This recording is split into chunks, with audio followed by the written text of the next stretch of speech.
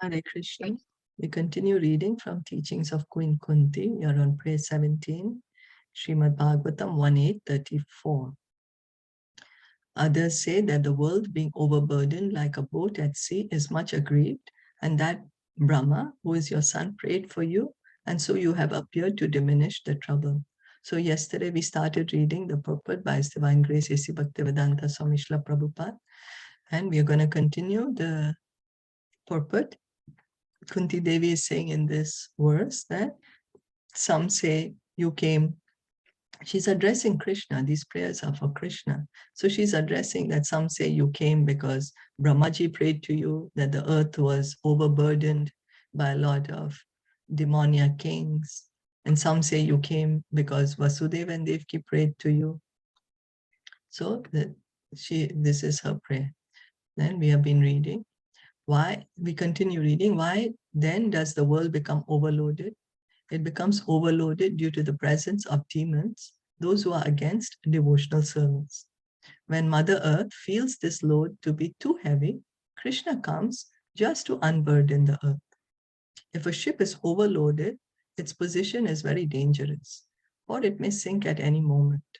Therefore, when Mother Earth felt too uncomfortable because of being overloaded with demons, Siddhantya Buri Bharena, she approached Brahma, the chief living being within this universe.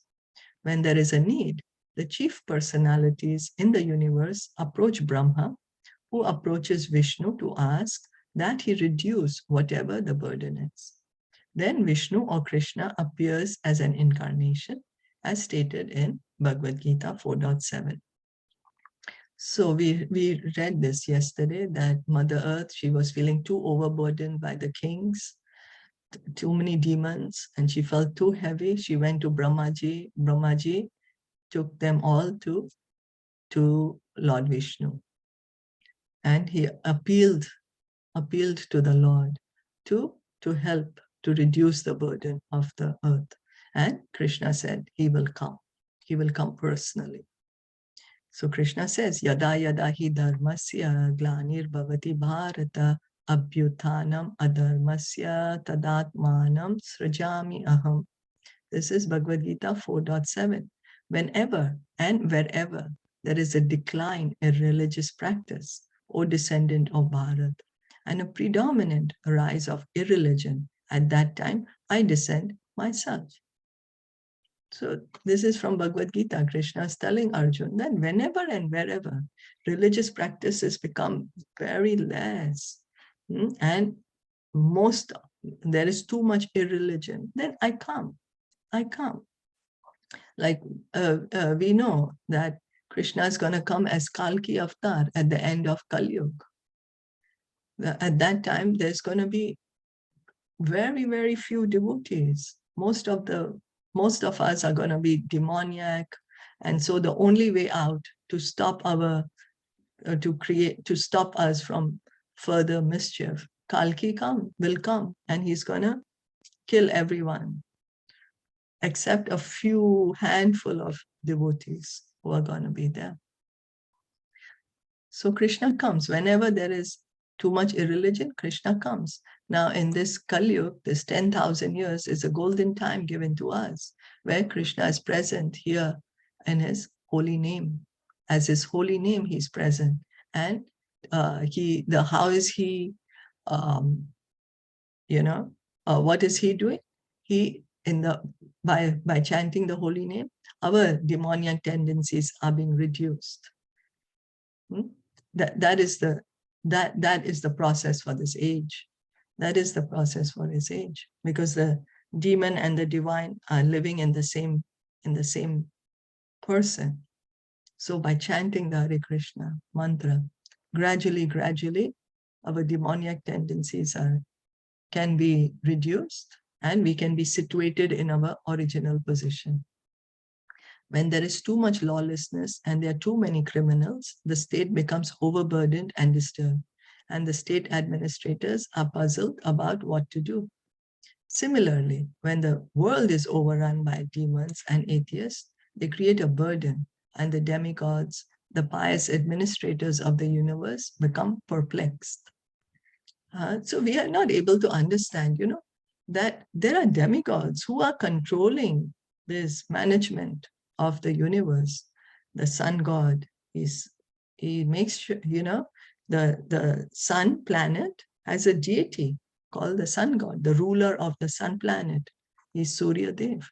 The ruler of the moon planet is Chandra Dev. So, and there are 33 crore demigods in administration of this universe. In the administration, there are 33 crore demigods. And so then when they are not able to manage the universal affairs, then what to do? They go to Brahmaji. Brahmaji goes to Lord Vishnu. When the people of a state abide by the laws, administration is easy. But if people are criminals, they overburden the state administrators. A similar situation sometimes upsets the balance of the cosmic affairs of this material world. Both the demons and the demigods always exist. But when the demoniac power increases, the world is overburdened. It is then that the demigods approach Lord Brahma for assistance.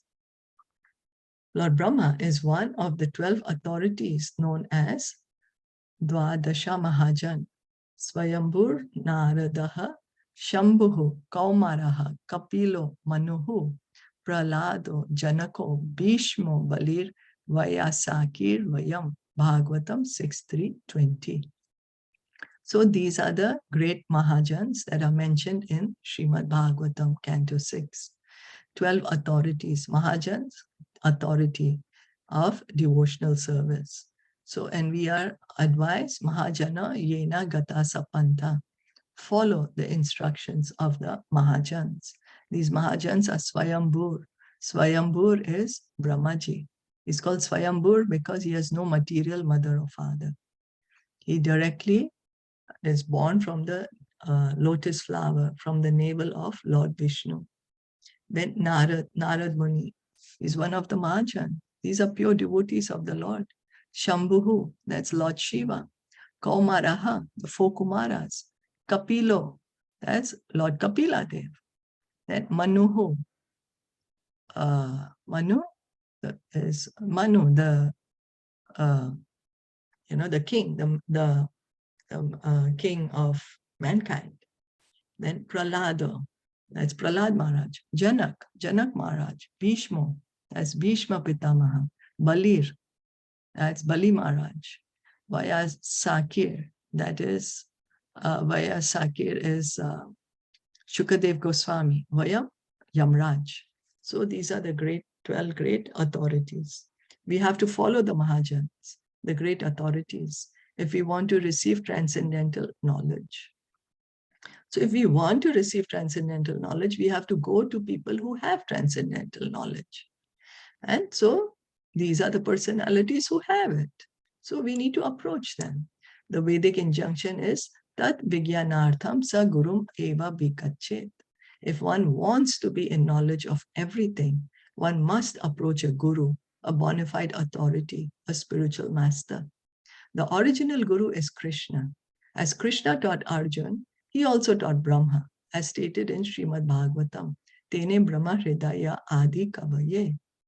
So the original spiritual master is Krishna. He is the original spiritual master. So Krishna, he is the one who gives transcendental knowledge. He gave the transcendental knowledge to Brahmaji. We heard in Bhagavatam, first canto, first verse, says, Tene Brahma Hridaya Adi Kavaye. That Lord Krishna speaks this Vedic knowledge to Brahmaji within the heart. Krishna speaks of this transcendental knowledge to Arjuna in Bhagavad Gita. So if we want transcendental knowledge, then we have to approach a bona fide spiritual master. That's the way to receive knowledge. Even any material knowledge, we go to an expert in that field. We go to the expert. So if we want to have transcendental knowledge, we need to go to personalities who have the transcendental knowledge. The Srimad Bhagavatam describes the original source of the creation, and this should be the actual subject matter of our research work. So we're always trying to do research. Where does everything come from? Where what happened? How did it happen? So Srimad Bhagavatam describes what is the original source of creation. Janmadi asya yataha. The original source of everything is the source of Janma, Sthiti, and Pralaya, creation, maintenance, and dissolution. So this is what we should try to do research of. That who is the original source? Who is that one from who everything is coming? Our body has taken birth at a certain date. It lasts for some years, 10 years, 20 years, 50 years, or whatever, according to the body, and then it will be finished. Where did this body come from? And when it is destroyed, where will it go? There are scientific laws concerning the conservation of energy. What is the source of that energy? There is a source. Yato va imani bhutani jayante. And that source is identified in the Srimad Bhagavatam. So we should not just simply be satisfied to say, oh, yes, there is laws of universe. Yes, but who is the lawmaker? That is what we should try to understand. Who is the lawmaker? Who is this very, very intelligent being who's made this perfect arrangement? It requires great intelligence, the way the universe is working. If we try to see, so who is that intelligent being? Who is that source of this energy? This is the research work that we should do. And this is clearly mentioned that who is the source is identified in Srimad Bhagavatam. In Bhagavatam, it says, the first verse itself, Janmadi asya yato anvayad itaras chartesha abhigyaswarat. Immediately, the first verse was Srila Vyasadeva. He says, I offer my obeisances unto Lord Krishna, the Supreme Personality of Godhead. Om Namo Bhagavate Vasudevaya, from whom this entire material creation is happening, for on whom the spiritual world is resting, who spoke in the original Vedas to Brahmaji within the heart, who is the creator, the maintainer, the one who dissolves this entire material creation. In first verse itself, the source is identified as Lord Krishna. That's the first verse of Srimad Bhagavatam. So we'll stop here for today. Are there any questions or comments? No, all clear. Okay, so we'll stop here. Thank you. I'm sorry? Do we have readings today at 1 o'clock? Today afternoon, no. Okay. Thank you so much for listening and enjoying it. Srimad Kunti Maharani ki jai, Shila Prabhupada ki jai, Gaur Bhakta Vrinda ki jai. Hare Krishna.